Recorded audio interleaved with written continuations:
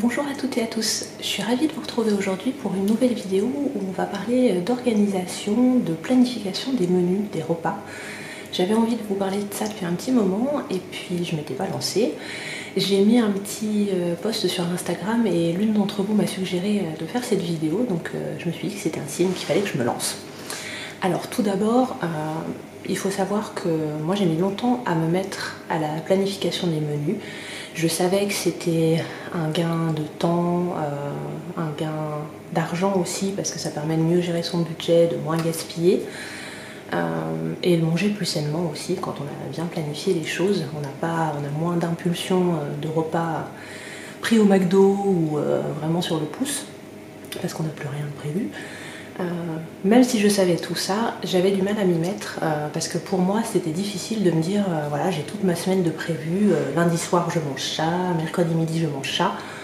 Souvent moi je me décide un petit peu à la dernière minute, donc j'ai eu du mal à sauter le pas, mais je me suis dit qu'il fallait quand même essayer et trouver un petit peu adapter cette organisation pour que ça me convienne vraiment et que je puisse l'utiliser sur le long terme, que je décroche pas au bout d'une semaine ou deux.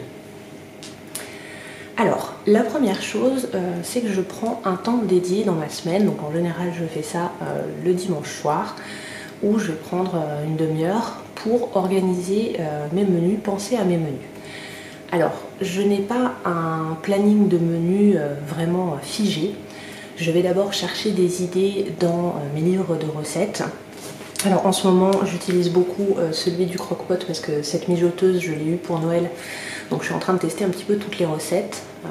Donc ça, c'est ma bible du moment. J'ai le carnet Mémoniac édition familiale On fait quoi pour le dîner, que j'avais eu l'an dernier à Noël et qui est très pratique puisque vous avez pour chaque semaine de l'année une idée de recette en fonction de la saison avec donc la recette et la liste des ingrédients. Donc vous pouvez voilà, carrément détacher cette partie-là courses et aller faire vos courses avec ça. Donc j'ai déjà testé pas mal de recettes et c'est plutôt pratique. Après j'ai d'autres livres type cuisine minute, moins de 10 € pour 4 personnes. Il y a pas mal de choses. Je suis très aussi quiche, tarte maison, donc j'ai le Larousse des tartes quiche et pizza. Et des livres qui sont assez connus, les cakes de Sophie pour le sucré quand je fais des goûters ou autres. Et En cuisine avec Sophie, où là c'est pareil, il y a un menu, il y a une semaine à chaque fois de menu. Donc c'est très pratique. Donc là-dedans, je vais chercher mes inspirations. Je vais également faire un inventaire de ce que j'ai dans mon frigo, dans mon congélateur, dans mes placards, pour voir s'il y a des choses qui arrivent à péremption rapidement, ou si ça peut correspondre à ce que j'ai déjà, parce que c'est vrai que j'essaye d'utiliser ce que j'ai déjà avant de racheter d'autres choses, mais je fais pas mes menus en fonction que de ce que j'ai dans le frigo. J'aime bien aussi varier un petit peu parce qu'on a souvent tendance à acheter les mêmes choses et avoir une routine de menus qui reviennent assez régulièrement. Nous à une époque voilà, c'était un peu monotone, donc là c'est l'occasion d'acheter de nouvelles choses.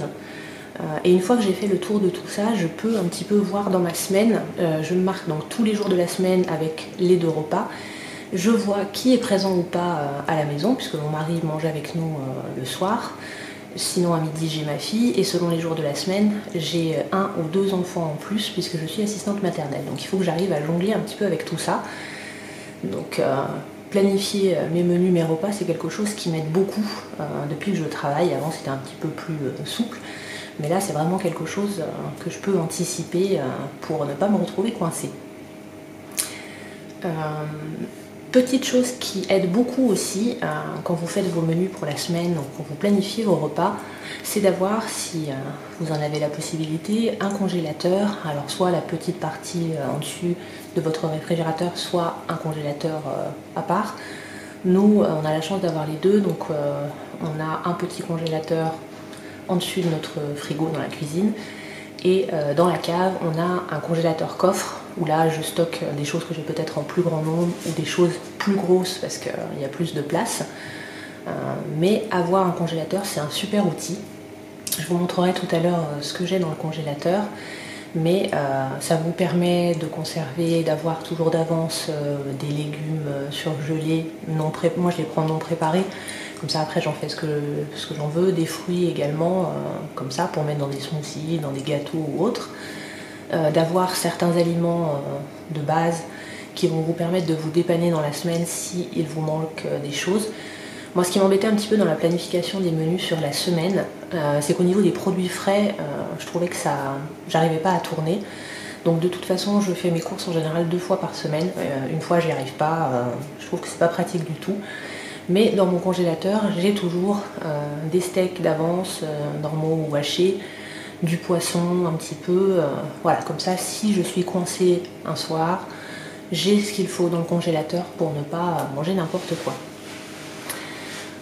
Ensuite, je prépare souvent des choses en plus grosse quantité. Quand je cuisine des plats qui changent un petit peu, type, en ce moment j'ai fait pot-au-feu, poté, veau maringot, ce genre de choses.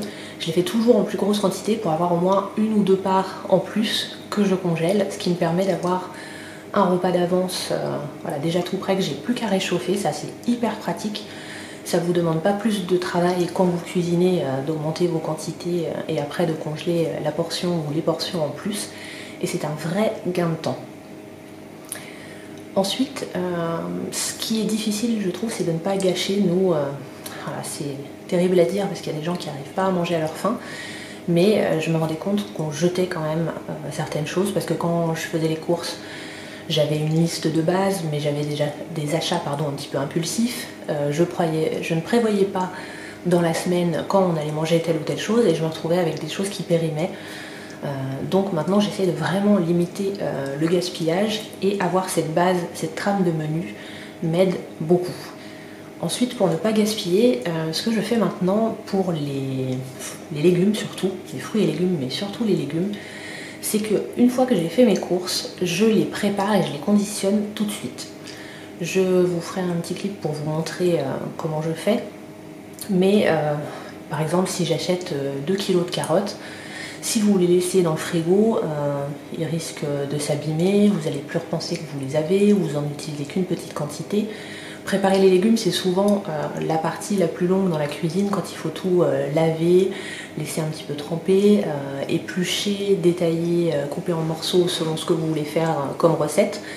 Donc je prends en général une demi-heure, 3/4 d'heure selon la quantité de légumes que j'ai à préparer et une fois que je reviens des courses ou le lendemain, je les prépare. Je les conditionne. S'il y en a que je veux congeler, je les congèle. J'ai par exemple congelé la semaine dernière des légumes pour faire un pot-au-feu, donc ils sont déjà tout prêts, épluchés, coupés, lavés. Donc le jour où je veux faire mon pot-au-feu, j'ai vraiment qu'à sortir mes légumes, ils sont déjà prêts. Et je sais que si j'avais prévu de faire le pot-au-feu dans la semaine et que finalement je ne le fais pas parce qu'on est invité ou parce qu'on n'avait pas très faim ce soir-là, c'est au congélateur, donc je pourrais le réutiliser plus tard. Donc ça c'est vraiment aussi un gain de temps. Et une autre chose que je fais aussi pour gagner, voilà, pour économiser ce que j'ai dans le frigo, utiliser les produits sans rien jeter, c'est que je réutilise beaucoup les restes. C'est vrai qu'il arrive qu'on se retrouve avec des petites parts, on est 2,5 on va dire, avec notre fille. Mais c'est vrai que quand on fait un repas qui nous reste juste une petite quantité, plutôt que jeter cette toute petite portion, j'essaye de la réutiliser. Comme je vous le disais, je fais beaucoup de tartes ou de quiches. Je trouve que c'est assez facile à faire, avoir une pâte brisée ou la faire soi-même. Moi j'avoue que je l'achète, je la fais pas maison. Mais avoir une pâte brisée d'avance pour votre appareil à quiche, votre appareil à flan, il vous suffit d'avoir des œufs, de la crème ou du lait. C'est quelque chose de très vite fait. Vous pouvez ajouter des lardons, du thon en boîte, vous pouvez utiliser plein de choses pour accommoder vos restes. Vous mettez votre petit reste de légumes avec. C'est quelque chose qui se fait facilement. En plus, pour les enfants, c'est plus facile de manger en général sous forme de quiche ou de tarte. Et là, vous pouvez faire énormément de variantes différentes et vous pouvez donc bien réutiliser vos restes. Ensuite, alors je vous donne tout un petit peu en vrac, je suis désolée, j'espère que ça ne vous dérangera pas, mais je le fais en fonction de ce qui me vient à l'esprit. N'hésitez pas aussi quand vous remettez des choses au frigo, des restes justement, ou des choses que vous avez cuisinées en avance, donc à bien utiliser des boîtes qui soient bien hermétiques et à noter sur la boîte ce que vous avez dedans et la date. Parce que des fois on a un petit doute, on ne sait plus si ça fait 2 jours, 3 jours que c'est dans le frigo, on se dit oh, dans le doute je vais peut-être pas y manger, on jette et on gaspille. Vous pouvez trouver sur internet des tableaux complets avec les durées de conservation des aliments, donc que ce soit les plats que vous cuisinez vous-même, les choses que vous avez décongelées, les œufs par exemple. Moi les œufs, je ne savais pas du tout qu'on pouvait conserver les œufs cuits durs, je crois que c'est 4 jours si je ne dis pas de bêtises. Moi quand je faisais des œufs durs, je faisais juste mon nombre d'œufs durs et je les utilisais le jour même pour le repas voilà, où j'avais cuisiné. Maintenant c'est vrai que c'est pareil, les œufs, cuire des œufs durs ça prend un petit peu de temps, le temps qu'ils refroidissent. Moi j'aime pas les manger tièdes quand je les mets dans une salade. Là vous pouvez faire le double ou le triple de quantité d'œufs dont vous auriez eu besoin ce jour-là. Vous les écalez, j'avais d'ailleurs fait une petite vidéo d'astuce où je vous montrais comment écaler très facilement les œufs. Si vous voulez, je vous mettrai le lien en barre d'infos. Vous préparez tout ça, vous mettez dans votre boîte, vous datez et vous pourrez les réutiliser pour d'autres repas dans la semaine. Ça se conserve assez bien. Donc ça, c'est vraiment aussi très important de savoir depuis quand vous avez ces produits, jusqu'à quand vous pouvez les utiliser. C'est quelque chose qui aide beaucoup. Voilà, je crois que j'ai fait un petit peu le tour. Je vais passer en cuisine pour vous montrer mon congélateur et comment je conserve les légumes et je vous retrouve tout de suite après. Alors, mon congélateur. Donc ça, c'est le petit congélateur que j'ai dans ma cuisine. Dans la porte, j'ai mis donc des fruits de base. Donc j'ai des fruits surgelés. Voilà, donc ça vous en trouvez dans tous les supermarchés. J'ai des fruits frais, les pommes ce sont des pommes du jardin, les abricots je les avais achetés à un petit producteur. Donc là je les ai lavés, détaillés en petits morceaux, vous voyez il y a les dates sur les paquets et comme ça j'ai ce qu'il faut d'avance pour faire un gâteau, une tarte, une compote. Parce que c'est agréable d'avoir quand même des fruits l'hiver parce que pommes, bananes, poires, c'est un petit peu limité parfois. J'ai également congelé des petits gâteaux pour le goûter. Par exemple là c'est des muffins aux pépites de chocolat. J'ai fait un gâteau aux pommes ici qui est déjà tout prêt. Donc ça c'est très pratique pour le goûter des enfants. Vous avez comme ça un goûter sain que vous sortez la veille ou le matin et vous pouvez les utiliser pour le goûter. Ensuite j'ai du beurre congelé également qui peut me servir pour de la pâtisserie ou autre que j'ai d'avance. Ici j'ai des viandes, donc comme je disais des steaks si j'ai besoin. Là j'ai des escalopes de poulet que j'avais achetées en grosse quantité, c'était une grosse cassette et je l'ai détaillée en petites portions, ça c'est très pratique. Là j'ai fait une tentative cette année, j'ai congelé des herbes aromatiques, du persil, de la ciboulette de notre jardin. On va voir ce que ça donne. Là c'est un petit reste de quelque chose qu'on avait acheté pour les fêtes. Ici des brocolis. Ah, j'ai mon congélateur qui bip, je referme et je vous reprends juste après. Voilà, j'ai également congelé un petit bout de pain, ça peut toujours servir. Ici ce sont des plats que j'ai cuisinés moi, donc là des nouilles sautées au bœuf. Et là c'est une portion en plus de cabillaud au lait de coco et curry. Donc ça c'est vraiment des portions que j'ai pour moi en dépannage pour un midi où je suis toute seule ou pour le soir pour mon mari si je suis pas là.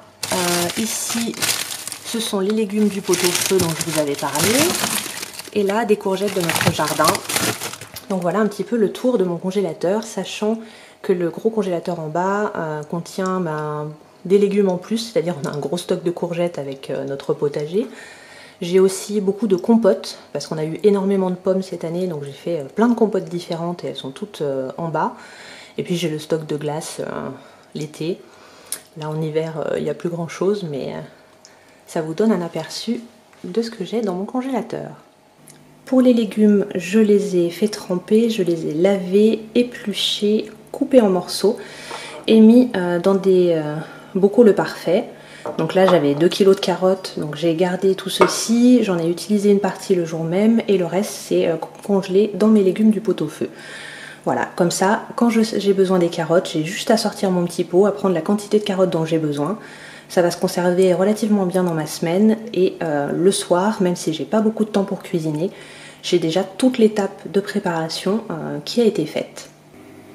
Une dernière petite astuce, lorsque vous avez testé des recettes que vous avez aimées, que vous avez peut-être un petit peu modifiées, n'hésitez pas à le noter. Moi je ne peux pas vous le montrer parce qu'il est en cours, mais je me suis fait un classeur avec les recettes que j'avais essayé, validées. S'il y a des modifications que j'avais faites, je les ai notées et comme ça j'ai toutes mes recettes qui sont des valeurs sûres, avec les bonnes quantités, le bon temps de cuisson, éventuellement des petites remarques sur ce avec quoi je peux les mélanger ou les réutiliser. Et ça vous fait gagner du temps après, plutôt que d'avoir à parcourir 5-6 livres de cuisine différents. Je trouve que c'est bien d'avoir tout au même endroit. C'est aussi quelque chose pour les mamans que vous pourrez transmettre à vos enfants. Je trouve que c'est super agréable d'avoir un livre de recettes, un livre familial, parce que c'est vrai que souvent, voilà, soit nos mamans nous apprennent à cuisiner, soit au contraire, elles faisaient tout un petit peu au pif et les recettes se perdent. Ça, je trouve que c'est assez dommage. Donc là, au moins, si vous notez tout ça dans un petit classeur, vous aurez vos recettes préférées sous la main. Et puis éventuellement, ça peut permettre à nos conjoints de cuisiner quand on n'est pas là ou quand on a la flemme. Ils ont les recettes qui sont nickel, testées et approuvées. Donc ils n'ont plus qu'à suivre les instructions. Voilà. S'il y a des messieurs qui passent par là et qui cuisinent, j'espère que vous ne m'en voudrez pas. Hein. Je fais un raccourci assez rapide sur les femmes en cuisine et les hommes ne cuisinent pas. Mais voilà. J'espère que ces petits conseils auront pu vous aider. N'hésitez pas à me laisser un petit message en commentaire si vous aussi vous planifiez vos menus, si vous avez des astuces en particulier, me dire un petit peu comment vous fonctionnez, parce que c'est toujours enrichissant de savoir un petit peu ce que les autres font, d'avoir de nouvelles pistes. Donc j'ai hâte de vous lire, je vous souhaite une très belle journée, prenez bien soin de vous et on se retrouve vendredi prochain.